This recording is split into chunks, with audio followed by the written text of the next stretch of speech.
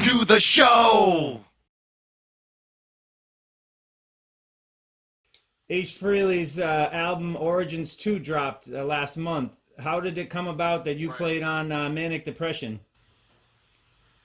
Well, his label is E Entertainment, okay? E1, they call it.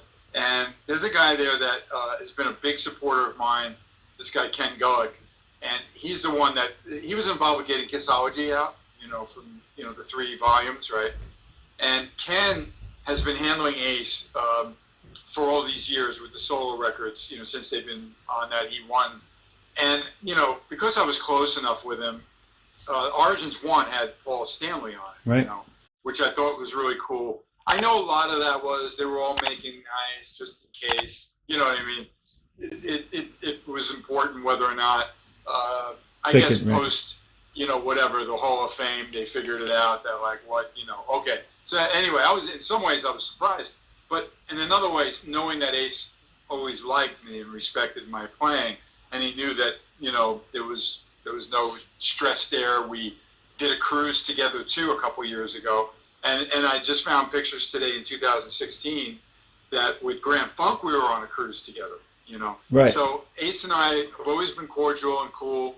We came to the Vault together when Gene first started the those special events, and I mentioned to Ken, I said, I think it would be great, if I was on it. I know Ace has said a few times that I asked him, but really I put the word in with my right. I wouldn't have texted Ace and say, I want to play on your right, record. right, of course, right. I would like the invitation, but it wasn't.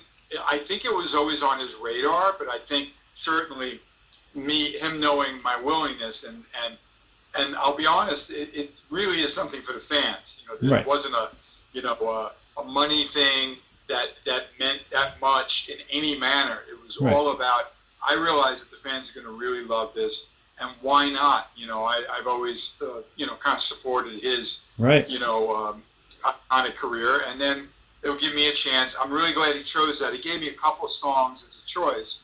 And I was really glad it was the Hendrix thing. But I will tell you, I know you don't play guitar, but I was really surprised because he did those gigs with Gene Simmons a year earlier in Australia or something.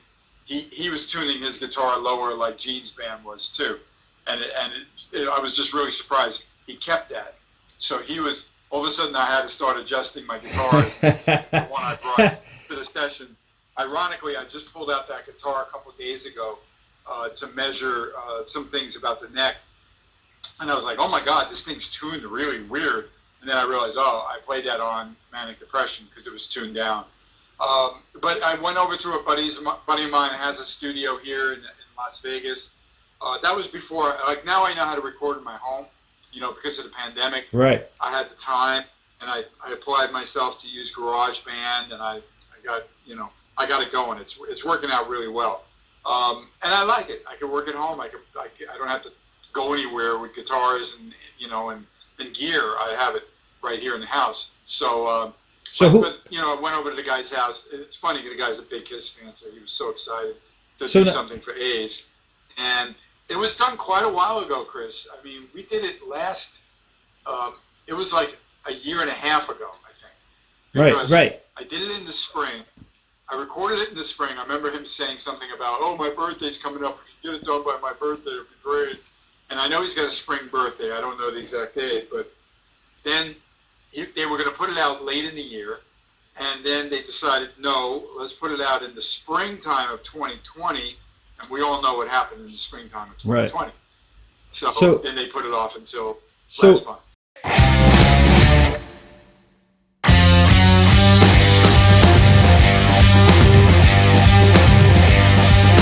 Manic depression is touching my soul.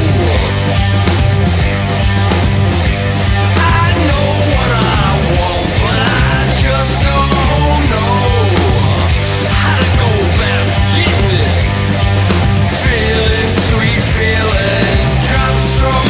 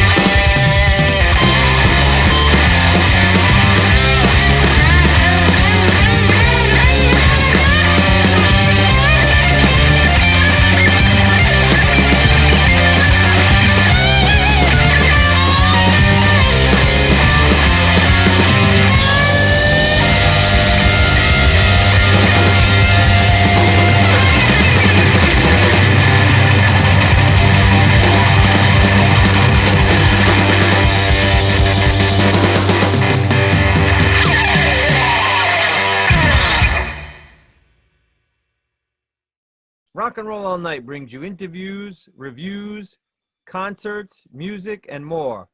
So for more Rock and Roll All Night content, click subscribe.